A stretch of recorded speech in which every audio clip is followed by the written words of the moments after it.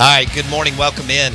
Out of Bounds, brought to you by the Amazing Steaks, Elijah Craig Bourbon, and the super, super cool wine list recognized by Wine Spectator at Kessler Prime and the Renaissance, KesslerPrime.com to make a reservation. I'm your host, Bo Bounds, and we're streaming live on the Out of Bounds radio app. We welcome in Steve Robertson, 247 Sports, genespage.com.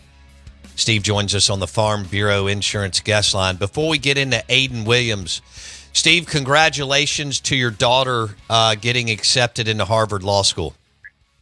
Well, thank you very much. And, I think, she'll have an announcement here pretty soon. We're not going to put hats on a table and stream it or anything like that, but to be honest with you, Bo, and it's so humbling, because it's so rewarding to see your child excel. And sure. I've had 4 amazing children, but it's kind of felt like, I imagine outside of the NIL component, this is what it's like to have a 5-star quarterback recruit as a son, just because of the fact that you get all these prestigious schools recruiting your child, and it's kind of surreal. It really is. But she's worked exceptionally hard, and I'm incredibly proud of her, and she is the kind of person that changes the world. I'm just kind of happy to be her dad, Well, kudos to you, Thank you, and your wife, and to her for all. You told me how hard she's worked, and to get accepted into Harvard Law School and Michigan and UVA, among others, is freaking awesome. And how many debate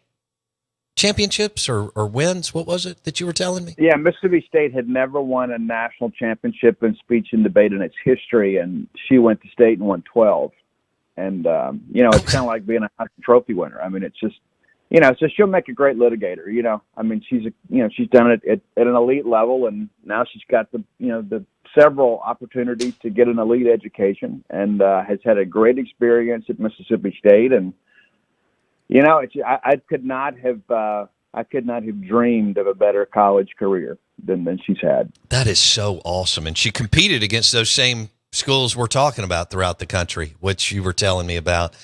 On the East and West Coast in speech and debate, which is awesome. So that's very cool. Steve Robertson on the Out of Bounds show.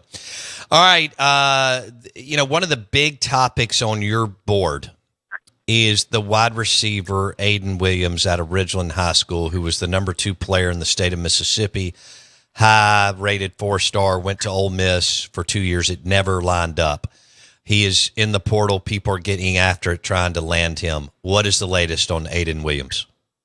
Well, we feel fairly confident, but the reality of it is, until people sign these days, and thankfully, with the new rules this year, we dealt with some of that last year. Ole Miss saw some of that. State saw some of it last year. Kid commits, everything's good, and then they're still recruitable athletes until they enroll. Well, this year, we've gotten rid of the national letter of intent. But now there's still some protections when you sign a financial aid agreement. So when you sign the FAA, you're flipped in the portal to a signed athlete. So you get the old protections of the national letter of intent, even though there's not truly a signing day per se. It's almost like the old school signings where you just signed and you were done. But as far as Aiden goes, from what I understand, unless something changes today, he's expected to take his official visit to state on Thursday, and went to ECU. John David Baker, of course, was an assistant coach at Ole Miss during Aiden's recruitment and in his freshman year there before getting the OC job there at ECU. Went up there, and we were told pretty early, hey, he's going to take this visit regardless because he gave his word to Coach Baker he would do that. And that says something about the young man, too, and his family. He does have some character, but also, too, kind of remembers who was there for him.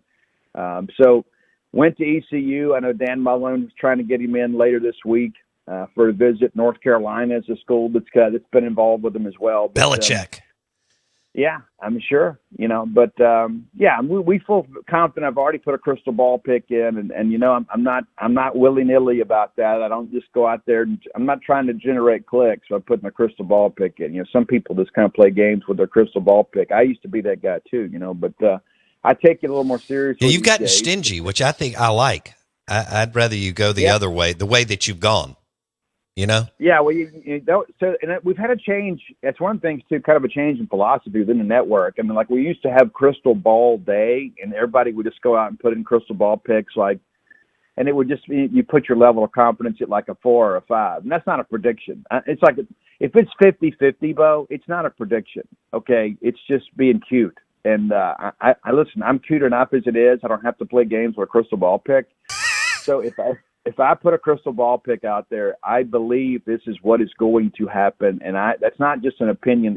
It's rooted in intelligence. You know, that what I've heard along the way, and so I don't just put them in there just to put them in there. But I think I've gotten 25 in a row right. I think that's right. Okay, Steve Robertson, 247 Sports, genespage.com.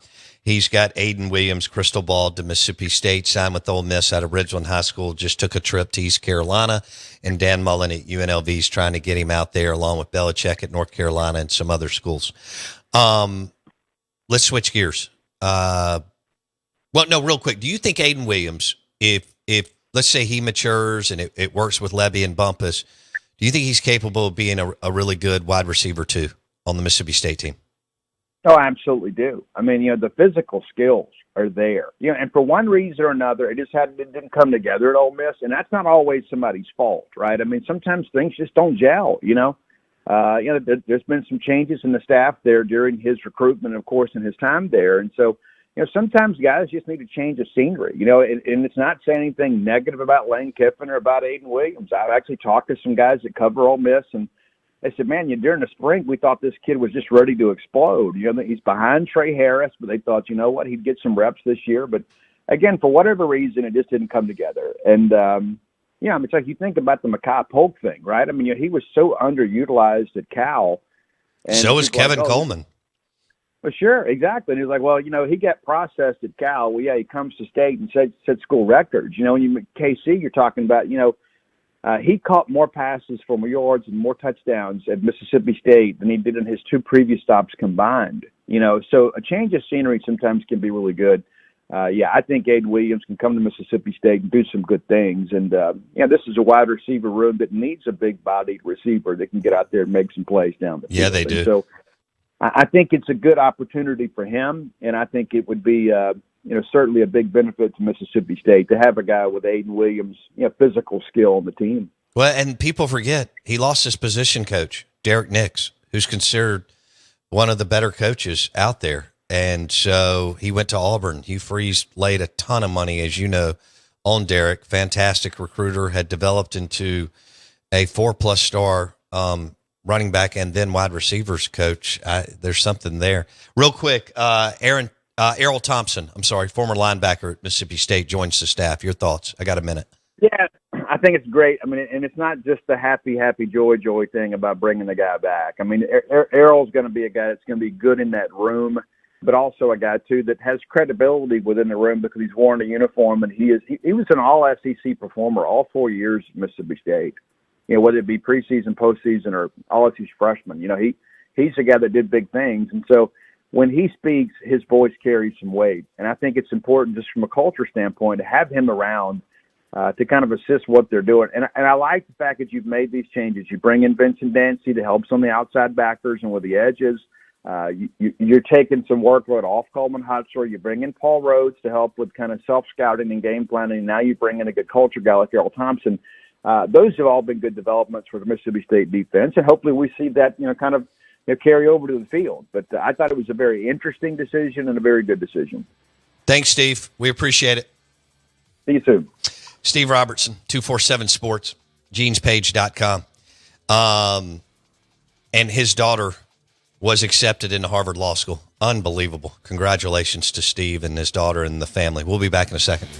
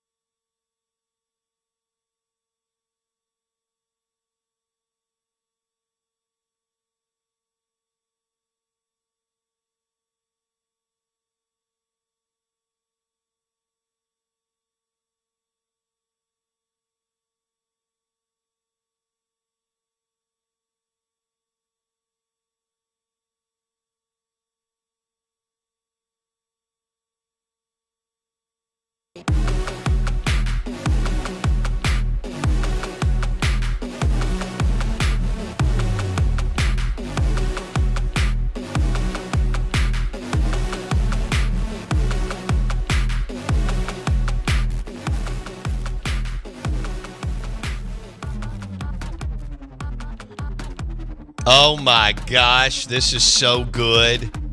On Twitter X, at BoBounds, Beastman Steve just tweeted us. Lee Trevino with a great quote. Great golfer, Lee Trevino. And he's always good for a good quote. How about this? And I quote, "You make a lot of money in this game. Just ask my ex-wives. Both of them are so rich that neither of their husbands work." Lee Trevino, legendary PGA golfer. And that is good. Thank you for sharing that, Beast Man. That's awesome. You make a lot of money in this game. Just ask my ex-wives. Both of them are so rich that neither of their husbands work.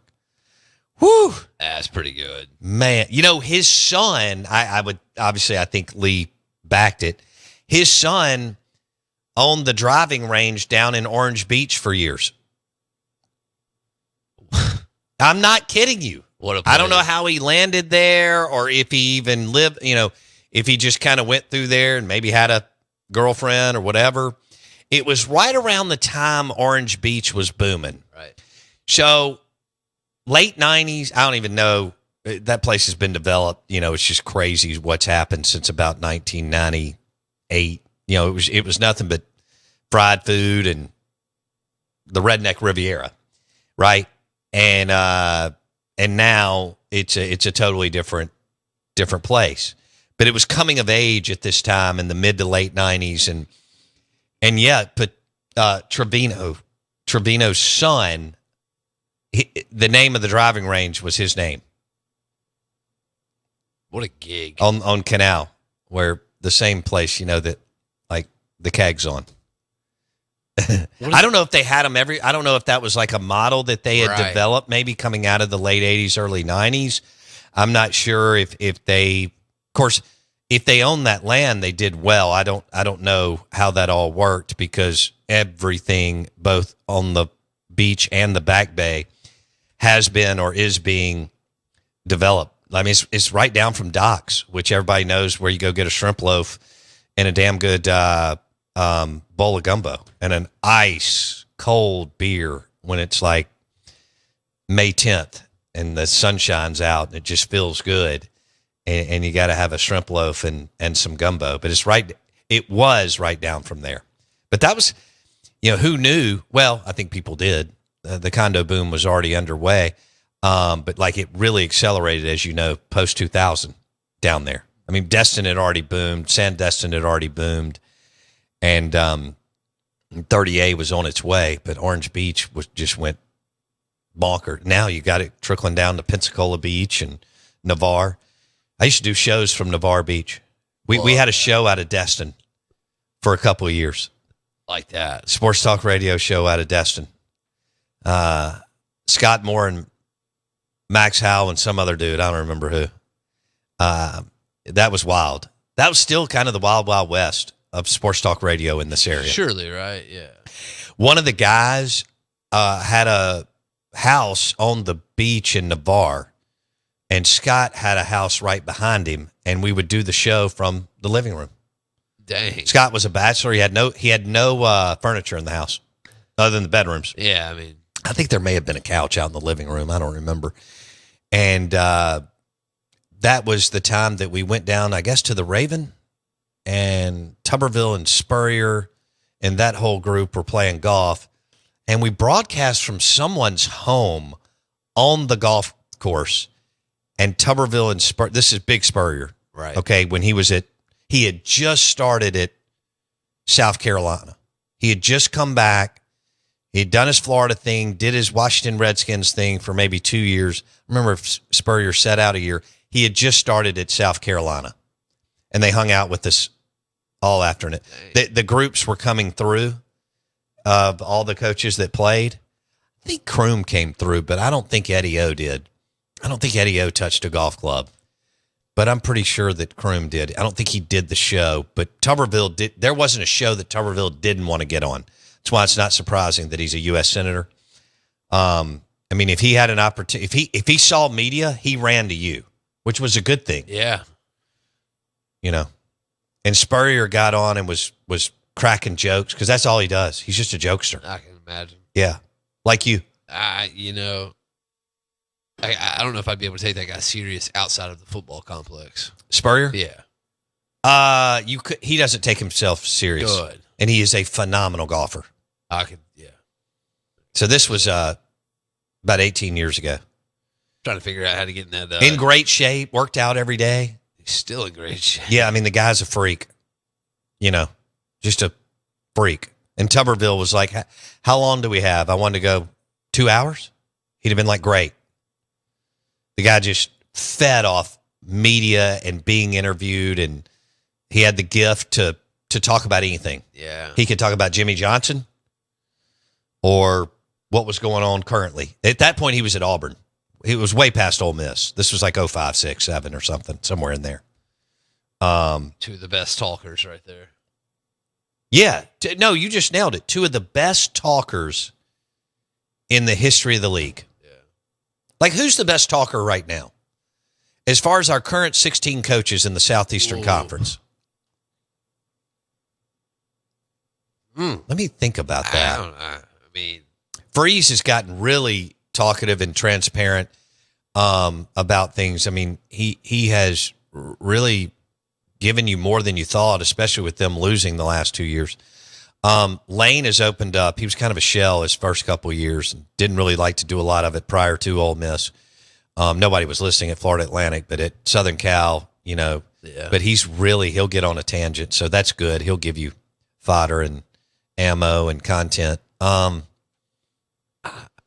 Shane Beamer's really good. Shane loves the press. He's young, likes the mic, will talk to you, will be honest, will just really tell you what happened, not sugarcoat it. Kirby's actually not bad. He's gotten better. He's gotten way better.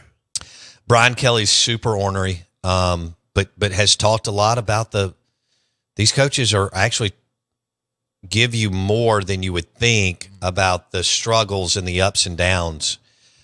Sam Pittman's good, but he's been a little more mellow. He's just on borrowed time. Yeah, that's a credit card deal. But I mean, he's making tons and tons of grandkids money, so they're happy. I mean, his 10-year-old grandkid, I'm just throwing that out. Yeah. If they're is super happy because he's going to be good because Sam Pittman went from offensive line coach to making $50 million the last, in his 60s. Drinkwitz, although he bothers you, he'll talk. So that's pretty good. Sark, he's okay, but he's not like just a huge personality. I think he's great with recruits. Elko, I think, will only get better because like he got pretty blunt about their lack of. He basically said, they couldn't stop me or you on defense at A&M. So if we had to pick one, Man, that's tough. I want to lean Beamer. Because Beamer kind of wears it on his sleeve, and that's what you want. Yeah. So does Lane, though. Like when Lane's not happy with himself or what's going on or the team, he gets real, wordy and moody, but it's a good thing because he stays up there and continues to talk. Right. Like he's been upset about the college football playoff thing. You can see it. Napier, no. No. DeBoer, no. Sark, no. Levy hadn't been out that much, and when you don't win, you're not relevant. You're hoping that he gets a big win in 2025 and gets going. I think Jeff's got that kind of charisma and personality. Stoops is boring. Clark Lee Motors, no way. Who am I missing? Oh, Venables. He's not. No. Not happy. Brad Edwards, 25 years at ESPN. Coming up next on the Farm Bureau Insurance Guest Line.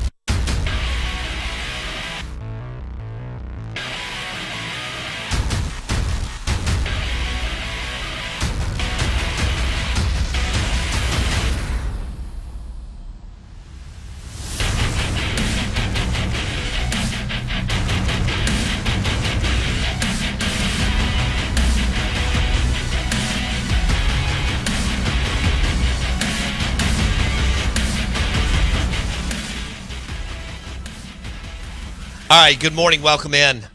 Our friend Brad Edwards joins us, 25 years at ESPN. He's from here, went to the University of Alabama. And I think Brad caught some of Bill Curry, but maybe the first couple of years of Gene Stallings, too. Gene would win it 92 against Miami, and that was the first SEC championship game that, believe it or not, they played at Legion Field before moving it to Atlanta in whatever year that was, 93 or 94. Brad, do you remember all that, my man? Oh, yeah. Yeah, I was there for Bill Curry's last season, and, the first SEC championship game was 92. They played at Legion Field again in 93, and then it went to Atlanta for the first time in 94. And the first three were all Alabama from the West and Florida from the East. So, I think it was 4 of the first 5 were Alabama, Florida. So it just goes to show you things can change. However permanent things may seem at any time, they do change because since that time, obviously, Alabama and Florida have both had their share of seasons where they weren't in the mix, and then obviously Alabama got back into it again. So. Yeah, Stallings and Spurrier just lived in there, didn't they? Right out of the gate. Did. Yeah, they did. And you're right, it is crazy to think about it now that game was ever played at Legion Field, but it was, I think, geographically, it was considered, the best spot for the conference as far as like most convenient to everyone. And then I think they realized pretty quickly that, even though it might create a longer drive for, say, LSU fans to play it in Atlanta, it just made more sense in a lot more ways to have it in a nicer facility. So and they're still there, obviously. Yeah, no, I mean, Atlanta has. I remember going to the Brad. I remember going to the '94 Peach Bowl. Cheryl took Mississippi State there. I think they played North Carolina. I guess had Mac Brown made the? I don't think he had made the move to Texas yet. I think that's right. No. Mac started at Texas in I think 98. Okay. Okay. Yeah. It was 97 or 98 was his first year at Texas. Yeah. Man, I thought that was big living. Brad Edwards walking in the Georgia Dome in 1994 as a 20-year-old. Yeah. Yeah, I still remember when I was a student going to basketball regional at the Omni. Yeah. In Atlanta, which obviously they wouldn't have played football games there, but that's another kind of Atlanta relic of the past, the Omni. So. Oh man, I remember watching Dominique and Spud Webb in the Omni in the '80s. That's right. And SEC basketball tournaments. I thought that again for a Mississippi kid. I thought that was big time. I thought that was all the bells and whistles. Speaking of Gene Stallings, Brad, as an Alabama alum, and you got these two shadows of Saban and Coach Paul Bear Bryant. Stallings went 70-16 and won a title, and he's almost like the forgotten man in the mix, isn't he? True, yeah. And Stallings started out really rough. I mean, he lost his first 3 games there. So you come in and everybody's still wanting to get back to Bear. They started off by going to Ray Perkins, who was a player at Alabama under Bryant, and then ended up after I think it was 3 years switching to Curry, and Curry couldn't beat Auburn, so then they go to Stallings, who was a Bryant assistant, even though he had not played at Bama.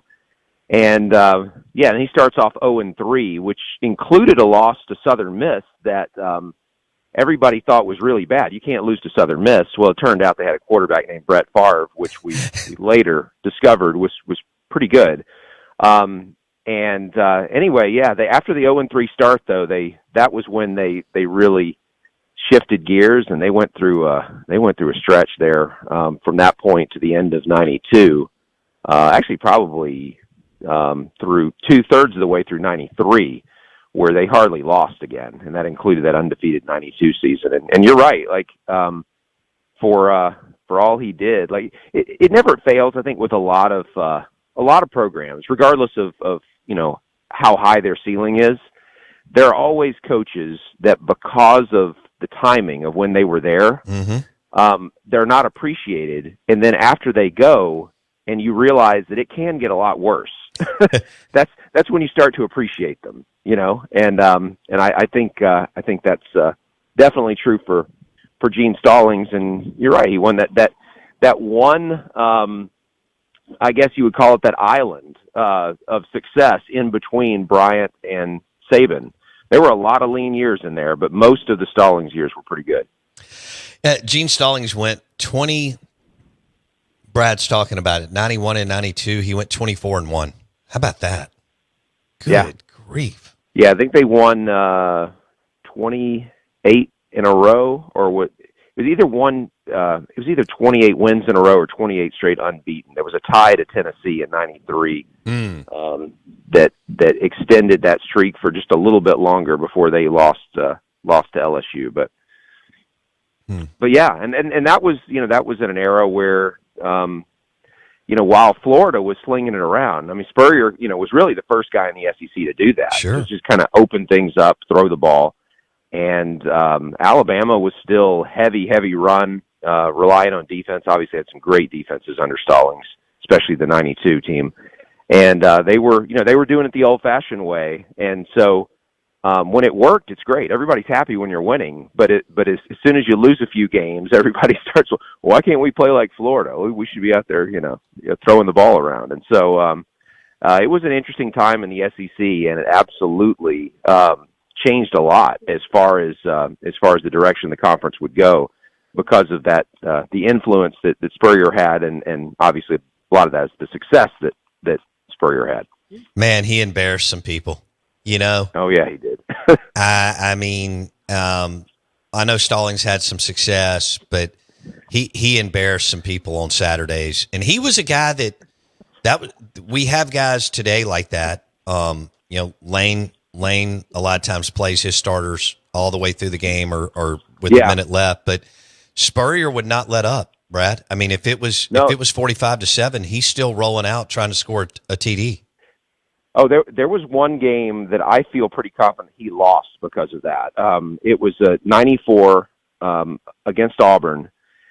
He had a lead in the fourth quarter at a time when, the book would say, okay, here's where you run the clock. And, maybe get one or two more first downs and the game's over. Well, Spurrier took a deep shot. I think he won because he had lost at Auburn the year before, and that didn't sit well with him. And I think he wanted to beat them bad going into that game. And as it's winding down, he's got a small lead, and he wanted it to be double digits is my belief. So he takes a deep shot. Auburn was ready for it. They pick off a pass, and they end up going in and scoring late and winning the game. And so, I mean, it was fun to watch. But that mentality, it can come back to bite you every now and then. And that was one case where I think it did. How about these stats? We're visiting with Brad Edwards. I went to the University of Alabama, 25 years at ESPN. He joins us on the Farm Bureau Insurance guest line. How about this? Jay Barker in the national championship game, 4 of 13. 2 picks and 18 yards, and Alabama won. Yeah, and I remember after that thinking we will never see another quarterback in a national championship game with numbers like that. Now, in the past, when you had seen those types of passing numbers by a winning quarterback, the guy also ran for 80 yards because he was a wishbone quarterback. Right. But in Barker's case, that's not what happened. Jay Barker ended up, he was a sophomore that year, but as a senior, he had some really good numbers and some big games. He threw for a lot, and there were some comebacks against Georgia and Eric Zier. He had one in Starkville that year in '94. So he ended up being a pretty good passing quarterback and had a cup of coffee in the NFL. But that team was very much just don't do anything to get us beat. Let the defense win the game, and that's what it was. Although the funny thing is that when Saban won his first title with McElroy, we didn't find out till after the game that McElroy had broken ribs, and he really couldn't throw the ball. Obviously, didn't want Texas to know that. But if you go back and you look at McElroy's passing stats for that game against Texas, They weren't a whole lot better than what Barker had, because I remember looking at that and chuckling, like, well, I guess I was wrong about there not being another quarterback with stats that bad. But I don't think they were quite Barker's, but they were close. When y'all were doing the ESPN car wash and you would have the SEC coaches up there, well, I assume during that time you got a little bit of Spurrier at South Carolina, but it may not have been. Who was the most fun and best personality? I'm trying to think. I was not still doing it when Kiffin came through. And we did have several years of Spurrier. I know that, and we would talk Spurrier about golf as much as we talk about football. Sure. I'm trying to think if there's anybody who just underrated fun to talk to. It's kind of a blur at this point. Tommy Tuberville was so engaging. He loved the media.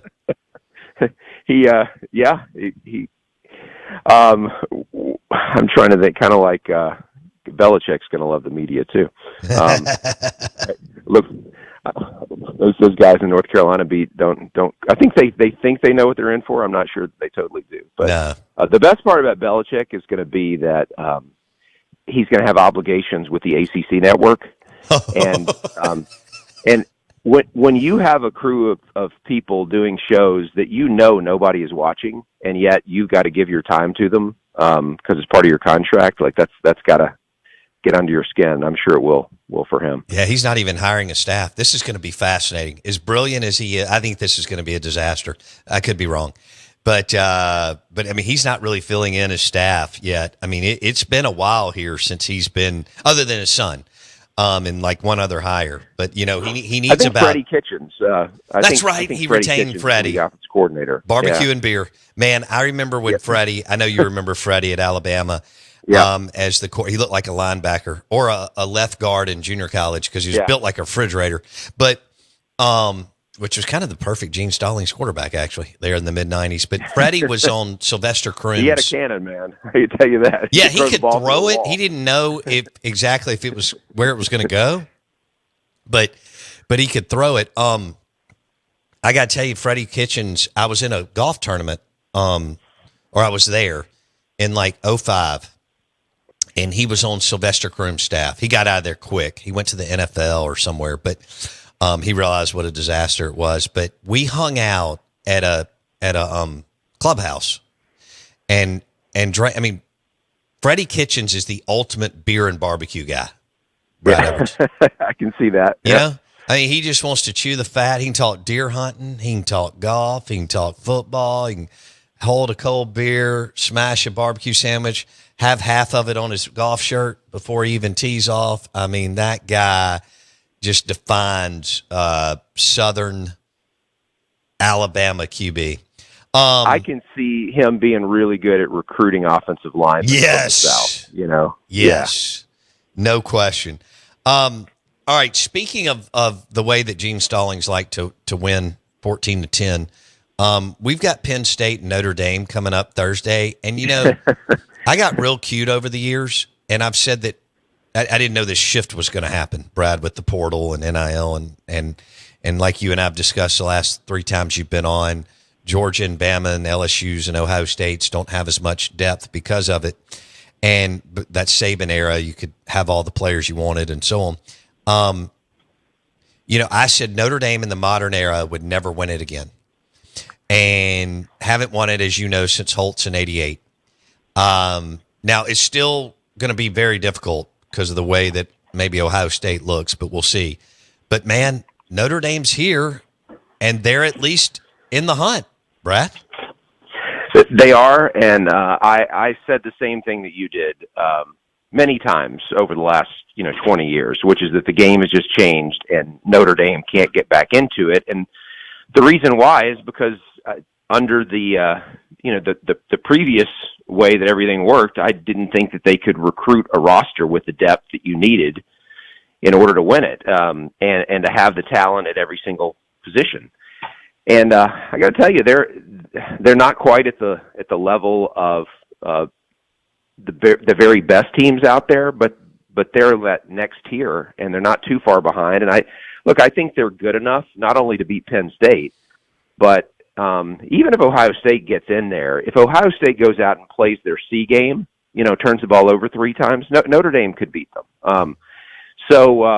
I don't think it's automatically like, Notre Dame, Alabama championship game all over again if they happen to win this week. But what's fascinating to me looking at this is I look at the coaches, not just in with the 4 teams that are left in the semifinals, but even beyond that. And James Franklin, I believe, is the oldest of the 4 semifinal coaches at 52.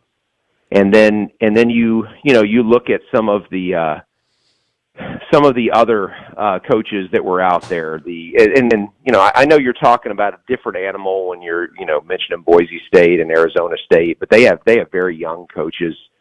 Kirby Smart, even though he's been around for a while, he's still, I believe he's right around 50.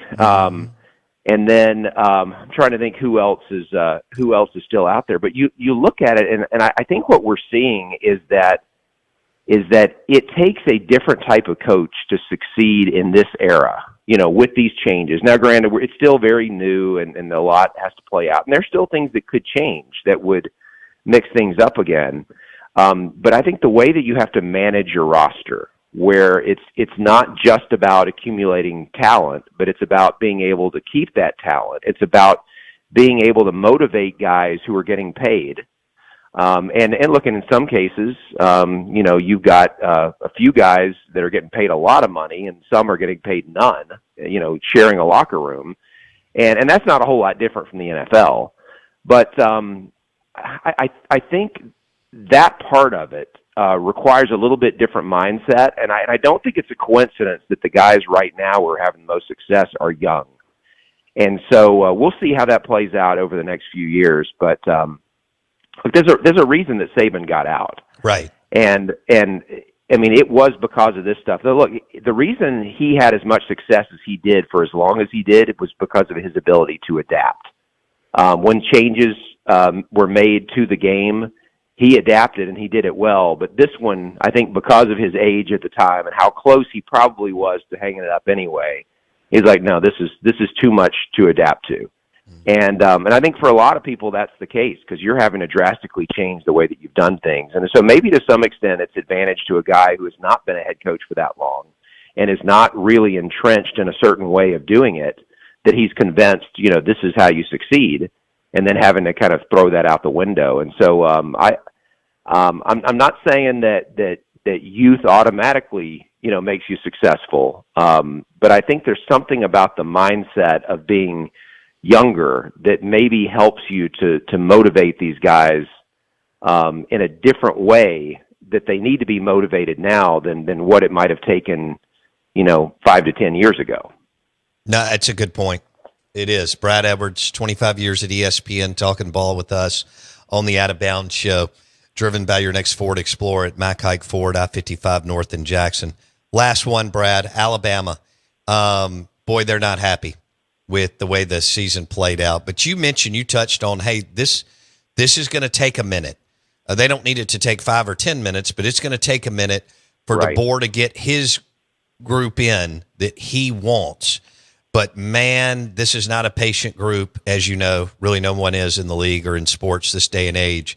I still think he can get it done and get the things in place that he needs to. But how do you see it going into year 2 for DeBoer? Yeah, look, I mean, he's another guy who's on the younger side, who I think kind of fits that mold of what I was talking about. And we had discussed a couple months ago how when he came in, there were I think it was 26 guys who transferred out, went into the portal because of Saban leaving, and looks like he's got 20 something more that have gone in, at the end of this season. And so in, basically 12 months on the job now, he has had close to a complete roster turnover, which is incredible if you think about it. He has lost the majority of the guys who have been recruited by Saban. There's still, a few hanging around. But I think in just 1 year we've gotten to the point where you can say, all right, this is pretty much his team already. And if he goes out there and shows significant progress this year, I think people feel a lot better. The biggest thing is going to be the offense. And there's no question that he was having to work with a round peg and a square hole, or vice versa, however you want to say it. As far as Jalen Milroe not having the skill set that he would want in a quarterback. There are plenty of guys out there that could have done amazing things with somebody like Milroe. And of course, Milroe wanted to become a better passer because he wants to be in the NFL, and he had his reasons for wanting to stay and be a part of that. But all in all, it was not a great fit, Milroe, with what DeBoer wants to do offensively. And I think that will this year is going to obviously be big. I'm not sure who his quarterback will end up being, but I think the offense will look very different. And if it has success, then I think you'll see him start to have more success on the recruiting trail, getting in the offensive players that fit his system. And at that point, he's going to be tough to beat. But the same thing still applies as it does to everybody else, which is that I don't care how good you are. We're just in an era now where kids don't want to be backups.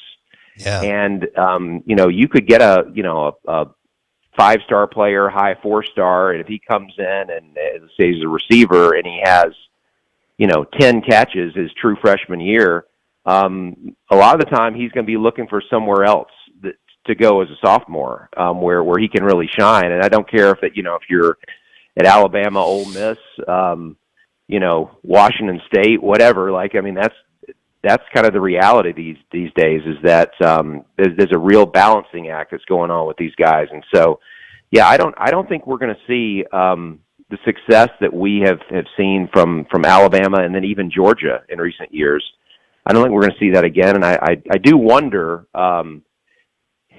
Ohio State, like this year's team, might this be the last kind of super team that we see, where they have just a roster full of future, not only NFL players, but a lot of guys who are going to be drafted high. Yeah. I don't know that that's going to be easy to pull off in future years. That's a good point. This might be one of the last times that we see it. Yeah, that's a great point. Brad Edwards on the Out of Bounds Show. Thanks, my friend. We appreciate it. All right, man. Take care. Thanks for having me. Brad Edwards from here. Went to the University of Alabama, 25 years at ESPN. He joined us on the Farm Bureau Insurance guest line.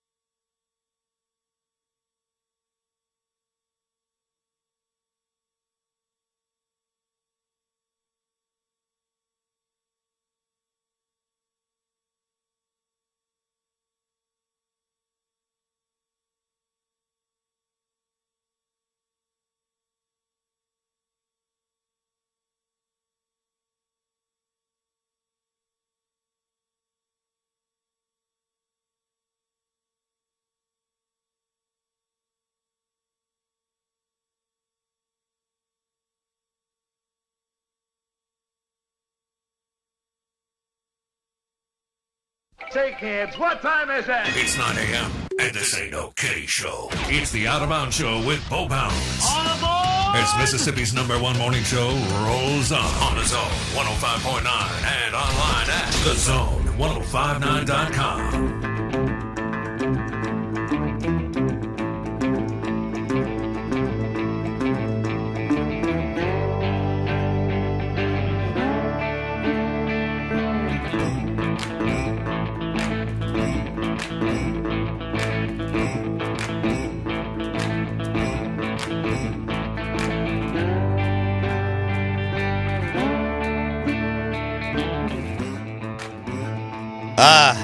Good morning. Welcome in.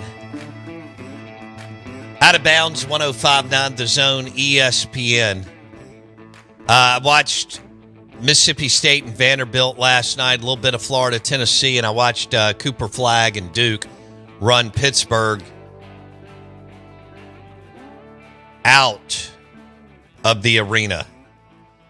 Two Dukies coaching against each other. Jeff Capel, as you know, Mississippi State wore them out earlier this year. Capel and them had beaten MSU a couple of years ago. And so they got smoked. Cooper Flagg can play. He can. He's a dude. So why did I land on this page? This is interesting. Out of Bounds, ESPN 105.9 The Zone. Brought to you by mssmarthomes.com. I have the Sonos surround sound system in my house. It's awesome for games, movies, Netflix, and music, Spotify, or whatever you play. Control it from your phone. Jake Manning, mssmarthomes.com. Call him today. Get a quote. Make your home smart. mssmarthomes.com, the Sonos surround system. Jake will join us in the next segment. We've got some great audio. Speaking of, we're going to drop that here in a minute, of another coach that's fed up with his players and calling his players out now that they're professionals. Yeah. I think the day and age, I thought, if you've listened to this show, I thought it should have happened prior to NIL. This is all driven by travel ball and travel ball parents. Okay. And not all are bad, but there's that percentage that, don't understand. They're delusional over what their kids are. I hear it all the time out in the community just because I'm in sport. Somebody will start telling me about a kid at their, because people gravitate to whoever the really good player is at their school in whatever sport. And I'll sit there and listen. I'm thinking he's not SEC. I'm sorry. He's really good at high school against other players that aren't that good. But he's not SEC. It's just a different deal. Never forget what John Cohen told me years ago. Dude, can you play in the 7th, 8th, and 9th inning in the Southeastern Conference on Friday night? Most can't. We are the Out of Bounds Show, 105.9 The Zone, ESPN. The Mac Hike Auto Group text line is 601-885-3776. That goes across the board. And we've got better athletes we've ever had in the state. We went through a little bit of a population boom the last 30 years. We have more parents that can afford. We've got more, growth in affluent neighborhoods and schools, and people can start the little person at 5, 6, 7, 8 years old in all the different sports and play, and hope to get to SEC, G5 or G6, whatever you want to call it, and D2 and JUCO. And that's great. We got more, we're getting more refined players. We still get a lot of raw athletes who need a lot of seasoning. But this is going to be really good audio that you're going to love. So the Mac Hike Auto Group text line is 601-885-3776. Let me set this up. Mick Cronin is the head basketball coach for UCLA. He was at Cincinnati. I sat behind his bench a couple of years ago when he took his team, Cincinnati, to play Mississippi State and Ben Howland. I said this the next day on the show. Howland ended up winning that game, although Cronin had a lot of success there, and that's right in the heart of basketball country. And I had never, and I've heard, Jans and Beard are ruthless. and I've heard others, and I've sat on the court a lot. I have never, ever heard a coach talk to his players and assistant coaches like Mick Cronin talked to his players when he was a Cincinnati Bearcat. I think he'd have made Huggy Bear Bob Huggins blush. But this is Mick Cronin now at UCLA talking about his players in the game. But we don't play. We're soft. So don't tell me you want to win. Like, just don't tell me you want to win. So don't tell me you want to win. It's crazy, and it's every day. I'm tired of it. It's every day. I have the most energy of anybody at practice every day. I'm upset with everybody in that locker room, my assistant coaches and my players. I mean, I don't need to do anything else. I almost got 500 wins. I'm only 53. I mean, it's a joke. It's a joke. But yet I come in and I have more passion and energy and pride than everybody in. That's the problem. So what the truth of it is, Ben, it's really hard to coach people that are delusional. The hungry dog gets the bone. We got guys that think they're way better than they are. They're nice kids. They're completely delusional about who they are.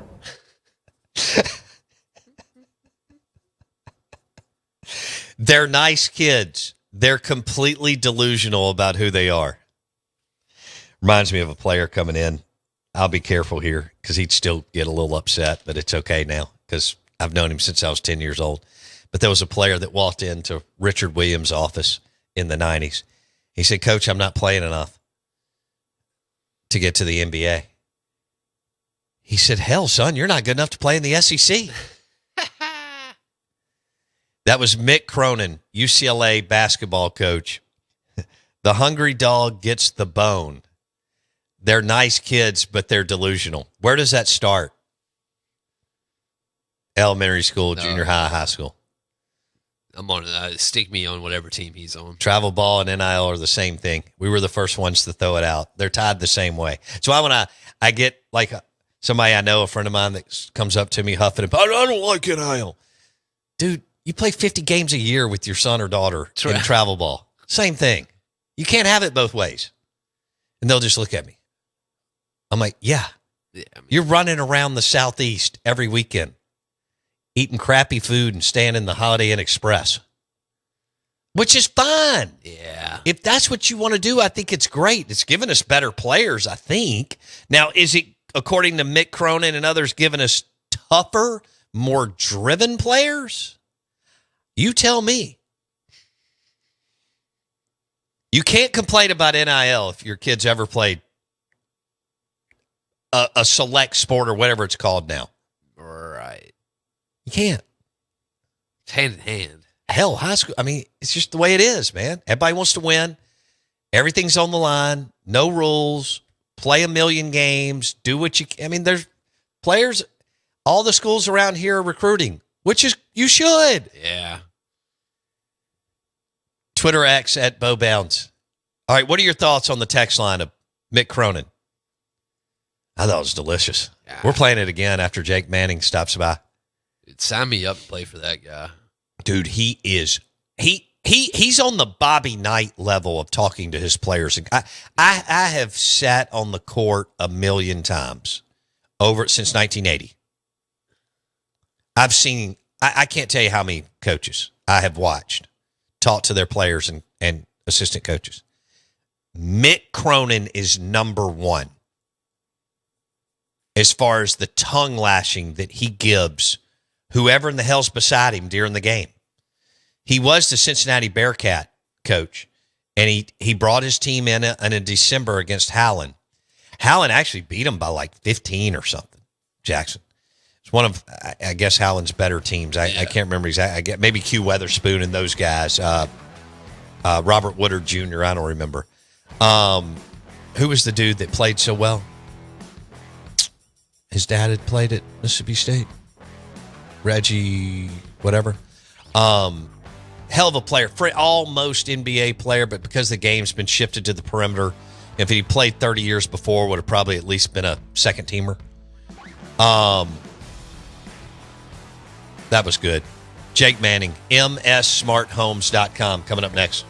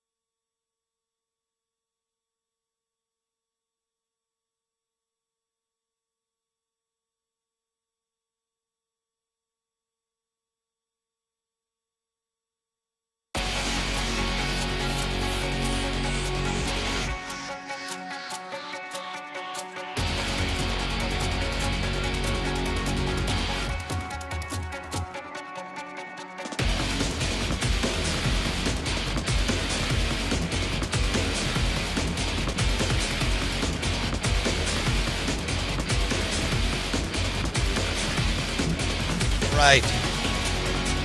Good morning. Welcome in. Out of Bounds, 105.9 The Zone. Jake Manning in the house.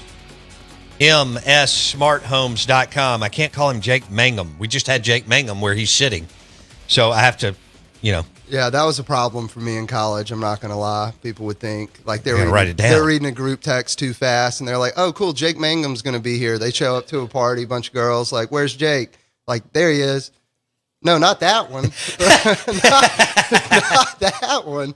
Yeah, that's so funny. That was a problem for me for sure. I just looked down. I was like, I want to call Jake Manning, Hey, not Jake Mangum. I'll take it, but unfortunately, the ladies wouldn't. MSSmartHomes.com. MSSmartHomes.com. They're doing new construction. And of course, they go into existing, like my house. I've got his Sonos surround system in my living room, kitchen, and also in my man room. It's unbelievable for sporting events on your TV, for movies and TV shows, Netflix and all that, and for music, which is awesome, whether you play it off Spotify or whatever platform you like. First of all, Jake Manning, good morning. Good morning, Bo. All right. Well, I want to get into the Tuesday thing in a minute. Tell me about what's happening. Sonos rolling out some new stuff. Yeah, so Sonos came out with new product lines that honestly is just crazy. The Sonos Arc, they upgraded to the Sonos Arc Ultra. Okay. It can run a 5.1 surround sound, traditional surround sound, just on its own. So if you wanted, that's the wizardry of Dolby Atmos, where that Sonos equipment echolocates your room like a bat. And the easiest way to explain it is rather than making the room fit the audio, which is traditionally what you had to do, and that's why surround sound was difficult, precise, and expensive. Right. Whereas now, Dolby Atmos, it echolocates your room like a bat, and it automatically makes it perfect for the room so that you can get that same quality of audio at way less precision and way less cost. That's awesome. So it rather than making the room fit the audio, Dolby Atmos makes the audio fit the room. Love that. All right. Jake Manning, MSSmartHomes.com. Sonos has basically upgraded their software and technology. Yeah, that one sound bar can pretty much pull off a full surround sound on its own. And if you want real movie grade surround sound, then that's our traditional surround sound package, which is awesome. Which is what you got. Yeah. Yeah. With those 2 extra back speakers and subwoofer, and then it's more or less you're in the movie theater. Well, think about what I have. I've got the college football playoffs tomorrow night and Friday night. I've got the NFL all day on Saturday playoffs. I got the NFL all day on Sunday playoffs. And I've got the NFL Monday night. I've got the Sonos surround system from MSSmartHomes.com. All right. Grand opening. Yeah. Next Tuesday. Tell our listeners about your new pad. Yeah. So we've been moved in for about 2 months, but it took some time to get her ready. But Sure. this upcoming Tuesday, January 14th, we got our ribbon cutting at 10:30. Okay. We're right behind Kralaki's in Ridgeland. Great place. Right off Jackson Street. We're a little tucked away on that back bend. Yeah. But the whole point of the new office is to have a showroom where clients can come in and take a look at what they want, use it in the app, make sure that it's something that they're actually going to know how to use. Because what we see all the time is, somebody says, I got a guy, and it's a guy in a truck. And they might do great work, but hell, you don't even know what you're getting. Right. And then we see that all the time. Somebody ends up getting a tank when they wanted a car. They didn't pick it out. The stuff doesn't work. And then we come in and we, clean it all up, gut it out and clean it up and reuse what we can. I'm so glad I went with you a year and a half ago. Yeah. It's been so great. But that anybody that's building a new home, it is clinically insane to not be planning for this stuff in the future. And because it's here. It's here. And what the analogy I've been using for years is it's kind of like air conditioning when it came out. Came out in the 1950s. Everybody said, that'd be awesome. But what am I, Richie Rich? Like, I can't afford that. And within 10 years, you weren't building a home without air conditioning in it. And now every single home that's ever built has it. And that's kind of the progression that we're seeing with smart homes. And really, we're kind of already there, where if you're building a custom home, it's crazy.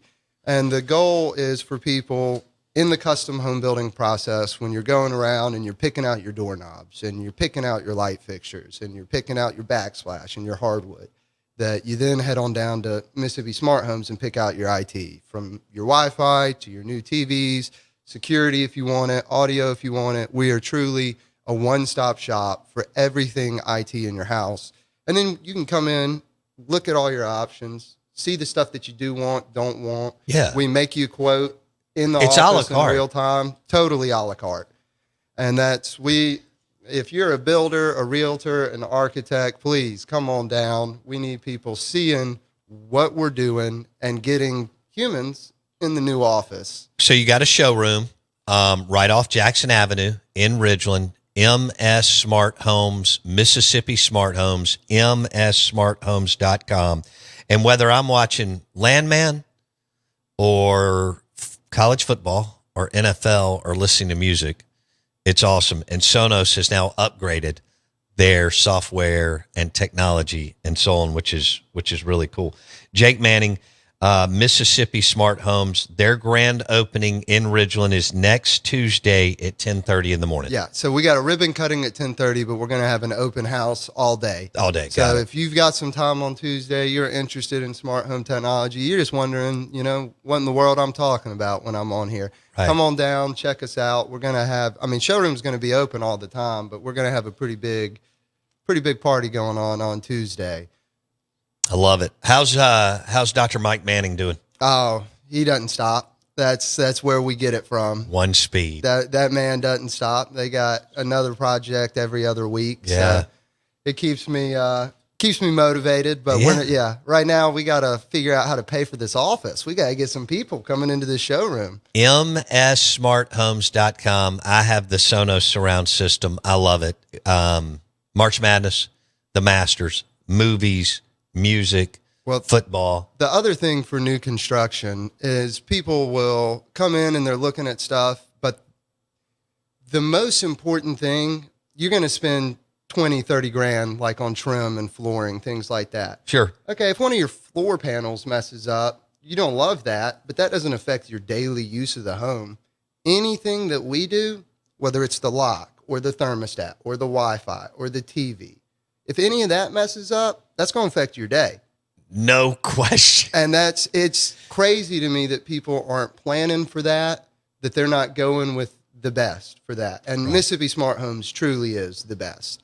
And with every install that we do, you get 3 months of our service plan for free, which guarantees same-day service. Right. And, you won't find anybody else that does that, where if you have a problem with your internet or your TV and you call, we have a guy that sits at the office just waiting on somebody to doorbell, lock, internet, TV, mssmarthomes.com.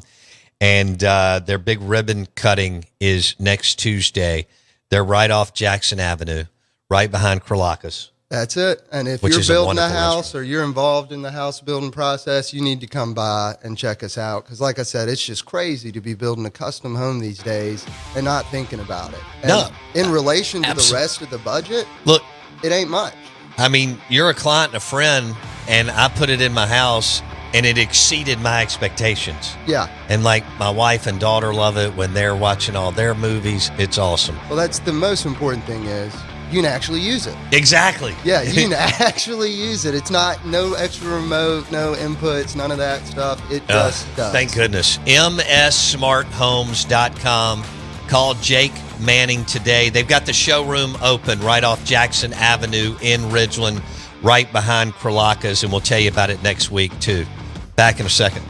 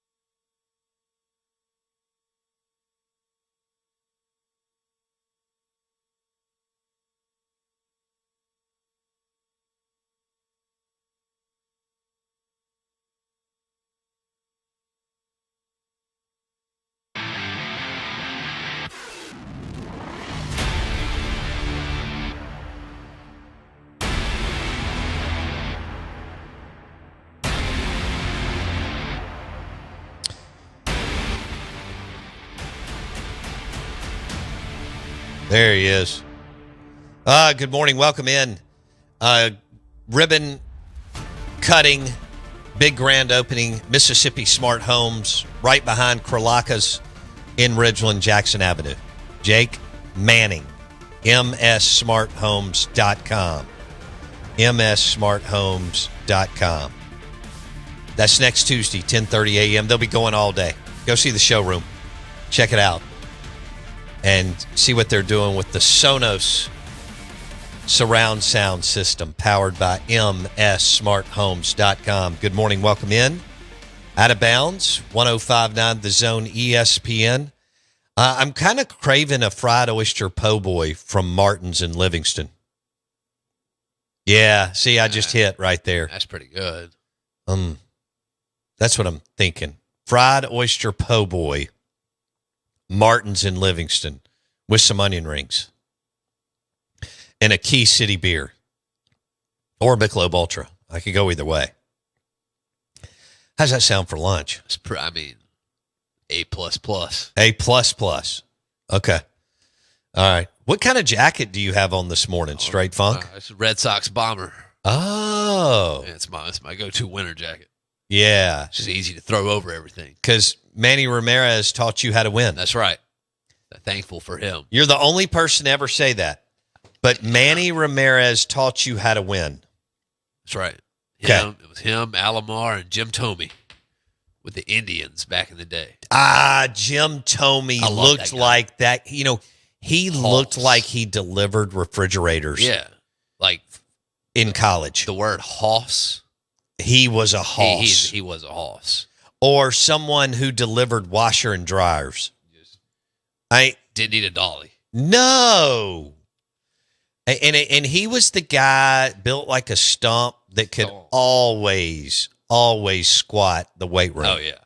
You could not put enough plates on the bar to challenge Jim Thome and his backside and his legs. Big boy. Country strong. Meat and taters. Looked like he lived at Hamels in between delivering refrigerators. Didn't he?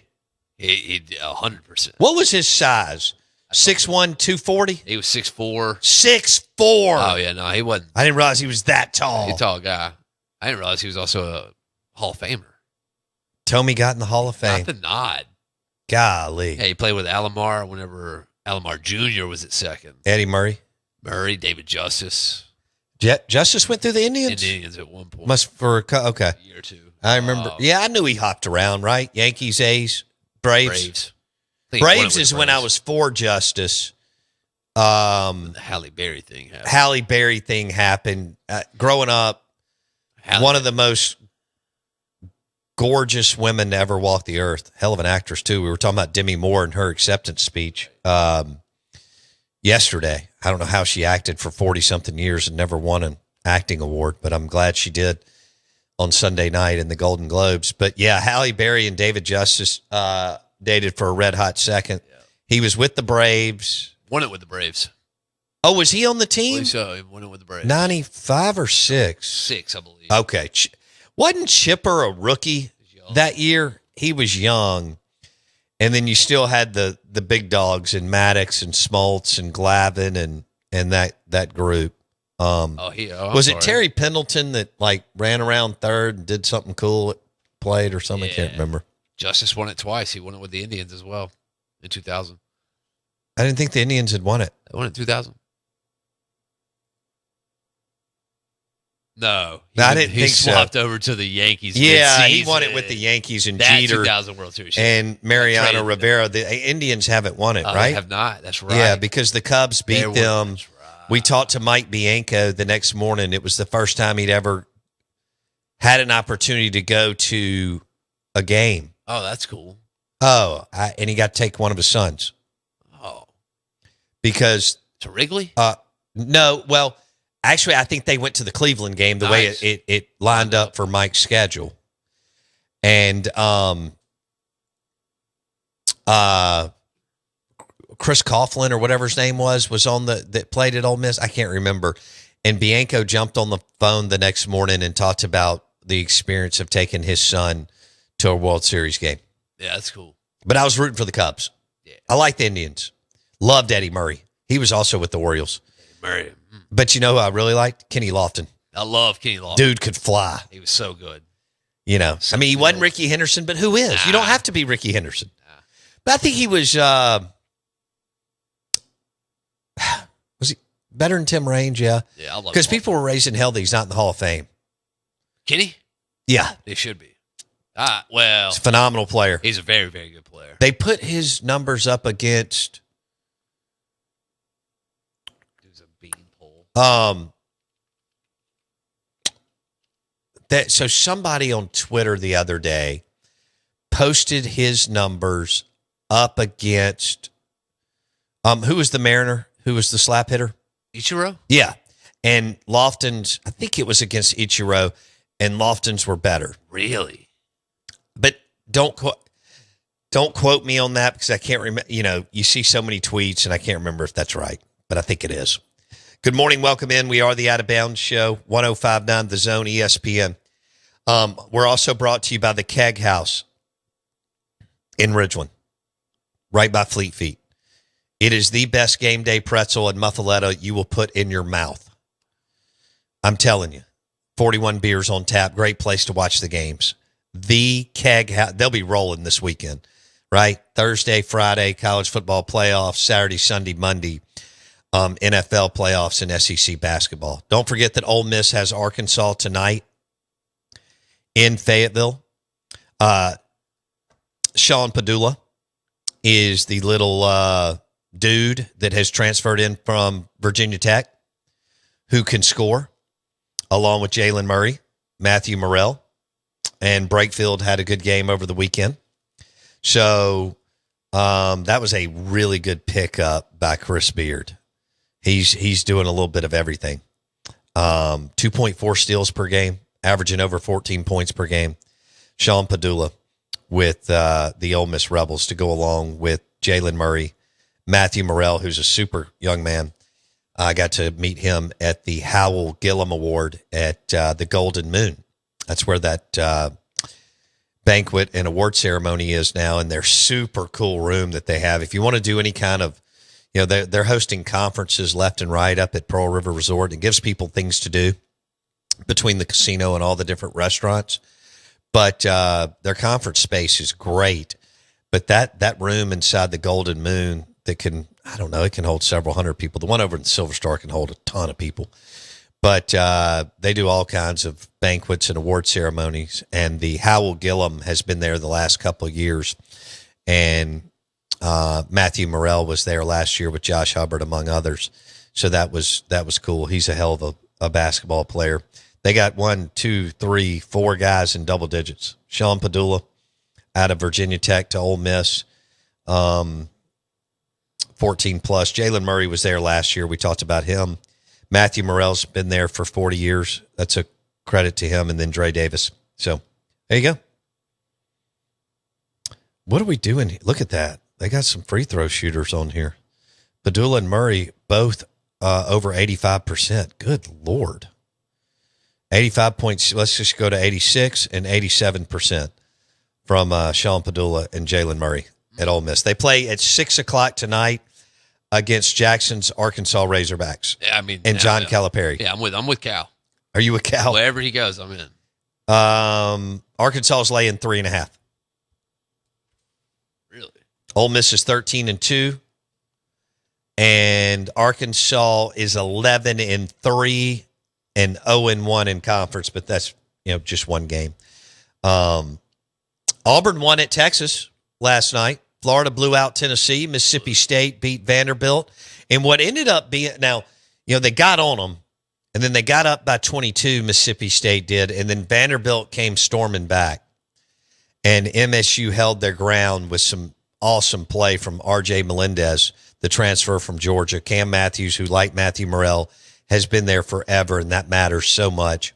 I thought Sean Jones played well. I really did. He looked comfortable. He's another raw player that's getting better and better. You didn't get anything from Kugel, and you still won by double digits. Hubbard was just his solid self. And It's the best thing that could have happened for them. And Hubbard's having to run the point with whatever's going on with Clary. And so Hub is taking the lion's share of facilitating and getting – I know they're doing, some sets. They're running with Kugel. Kugel didn't really handle the basketball well last night. Vanderbilt was playing very physical. They decided they were going to get after Mississippi State. Mississippi State countered with their physicality. And I thought it was a pretty damn good ball game. Not an easy gymnasium to play in. The lighting's weird, and the two teams are underneath the basket. Remember walking in there in the 80s and thinking, what the hell is this? By the way, if you sit on the court, you're below the court. So the court comes up to your chest. Oh. Okay? I hated that. So it's a funky thing that they put together, I don't know, 4 decades ago or so. And I don't know, maybe some Vanderbilt architect who was, on peyote decided that was a cool design. But you go up there and you win, you feel good about it. And Hogarth and some of those guys can play. They got really physical with Hubbard, and he was able to handle it. Kugel was not. I don't know, all of us have had that day or that night in sports or business. And give Hubbard credit. They were all over him, and they were not calling it. And so he was just able to get the ball where it needed to be because he's so damn strong. He's built like a strong safety, or like those tailbacks that you see that come out that are 5'10", 220 and will just wear you out. Like a taller version of Darren Sproles. Ooh. Hubbard, they were getting on it and getting after it, but he was able to do it. I love Darren Sproles. I did too. He's one of my favorite players Gotta ever. be. Man, he would get the ball off of a return and just get to LaDainian Tomlinson. So fast. I know he was bigger, but still, low center of gravity. Barry Sanders, low center of gravity. But see, those guys pivoted. They did basketball pivots on the football field. Yeah. I mean, Barry Sanders was using basketball moves to make linebackers and safeties miss him. Oh, yeah. So was LaDainian Tomlinson, who I loved coming out of TCU. With the spins and the shifts. Yeah. The little quick twitch. You know who else is doing that? Lad McConkey. Lad. God. What about Julian Edelman? Same thing, man. Shifting like that. Danny Amendola. These dudes are filthy as far as stopping and starting. It's footwork. It is footwork. Gotta have at the highest level. Yeah. Put me on one of those little ladder things, and I'll do it. The little step ladder thing. Dude, as gangly as you were, I just would love to have seen it. Just beautiful footwork. Right. Beautiful footwork. That's what it was, man. Soccer put me right. Got me my footwork. Well, you're from Clinton. That's right. That's the soccer mecca. There's a mecca there for sure. I mean, that is a hardcore soccer community. Yeah, you win a couple of them, and you stay. You better stay winning a couple of them. Oh, the pressure there is serious. They've won a few. Yeah. Numerous. Hey, do we have the Demi Moore acceptance speech? Pull that up for me. We are the Out of Bounds Show, 105.9 The Zone, ESPN. Good morning. Welcome in. We're brought to you by Blue Cross Blue Shield of Mississippi. It's good to be blue, the official health care provider of the Out of Bounds Show, Blue Cross Blue Shield of Mississippi. If you haven't tried the Keg House in Ridgeland on Highway 51, 41 beers on tap, their game day pretzel and muffaletta and gumbo, among other items on the menu, are amazing. But I'm telling you, it's the best pretzel I've ever had. They serve it with beer mustard and beer cheese. They've got all the Key City, Michelob Ultra, you name it, they've got it. SoPro and all the good stuff. Mango Cart, which is Jackson's favorite. Eater. Jackson and I were hanging out here a couple weeks ago, and we had a couple of people in, and we poured some Mango Cart. That wheat ale is beautiful. Mango Cart at the Keg House in Ridgeland with a game day pretzel with some beer cheese and some beer mustard. They don't open till later this afternoon, but then they start serving lunch on Friday and Saturday and Sunday. Lunch on Fridays off the chains.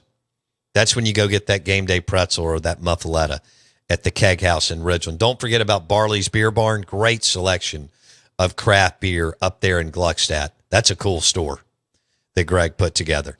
All right. We talk about coaches winning it, when they win it. We talk about coaches who didn't win it but are great. Bill Snyder. Do you think he's not great because he didn't win it? That's not accurate. Bill Snyder was a great coach for Kansas State. Frank Beamer was a great coach for Virginia Tech. Mike Leach was a great coach at Texas Tech, Washington State, and Mississippi State. I mean, Gonzaga hasn't won it. Does that mean that they're not an unbelievable basketball program that's won an insane amount of games and lived in the second and third weekend of the tournament, whether it's the Sweet 16, Elite Eight, or the Final Four? Mark Few can coach.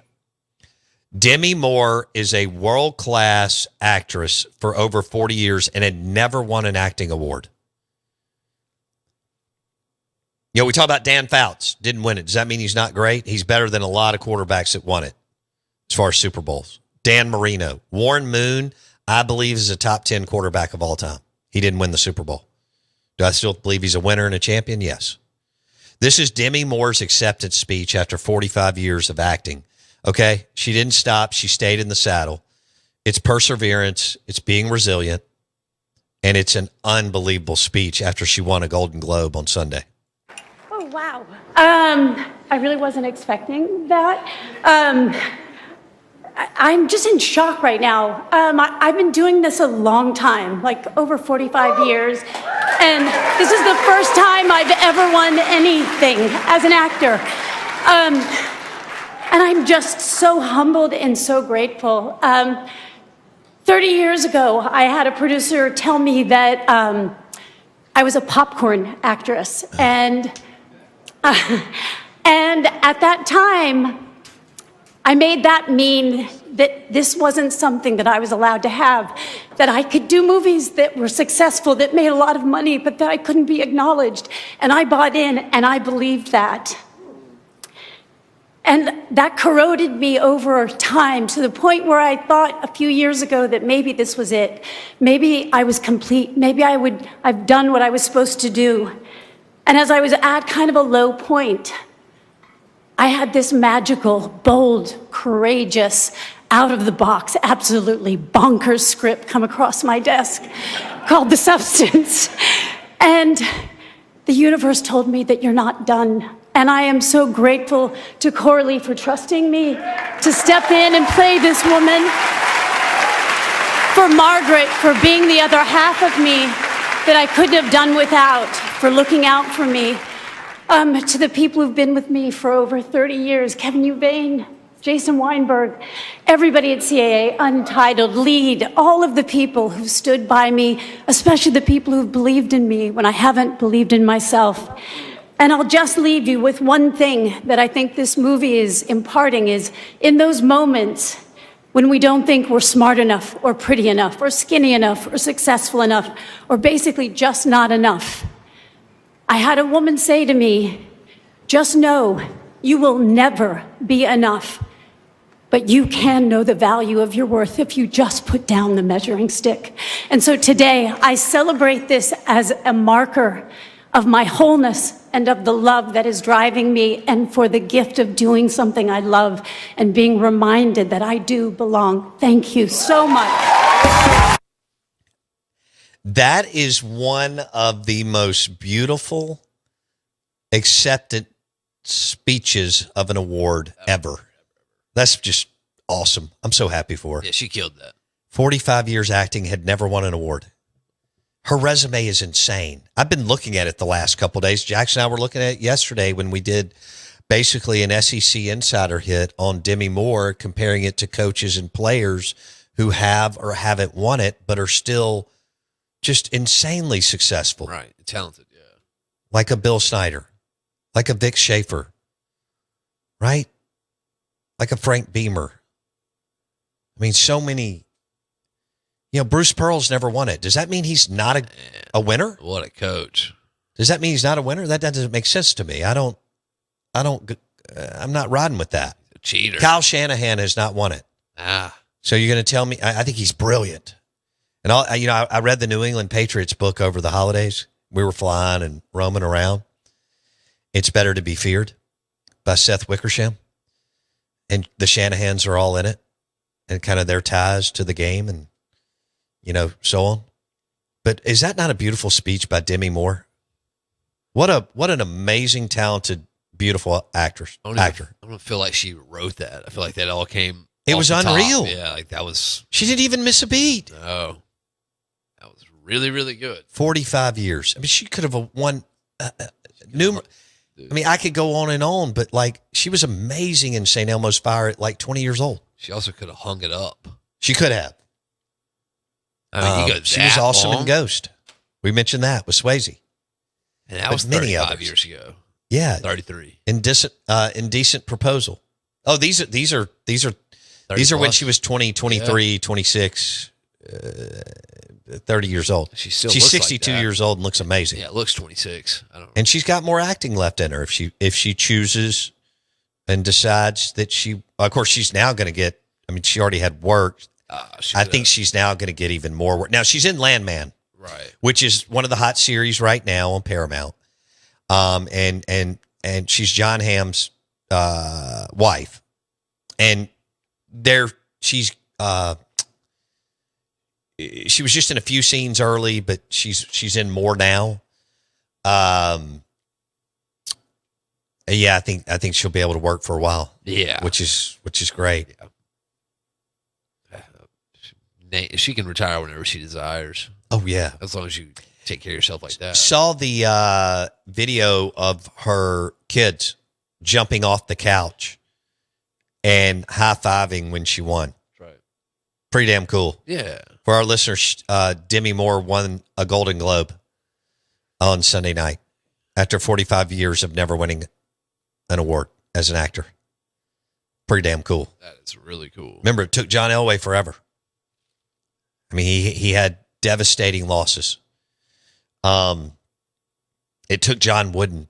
We forget this because we weren't following it because we didn't have the platforms to follow it back then. It took John Wooden 20 years in Westwood. I'm 17 in Westwood to win it. It took Dean Smith 20 years. Reading that book on Dean Smith, he was miserable in the 60s and 70s trying to win it. He would eventually win it in 82, as y'all know, with Jordan and Worthy. I mean, unbelievable. Saban didn't win one till his 50s. I understand he didn't, get a head coaching job. He didn't get his dream job until he was right at 50 years old at LSU in 2000. Just a beautiful, beautiful acceptance speech. Play it for your kid or yourself. Hope you have a great day. And I hope you enjoy lunch at any of the local spots that are awesome partners on this show. Thanks to Jake Manning, MSSmartHomes.com, Mississippi Smart Homes. Their showroom floor is now open right behind Kralaka's. We'll see you tomorrow.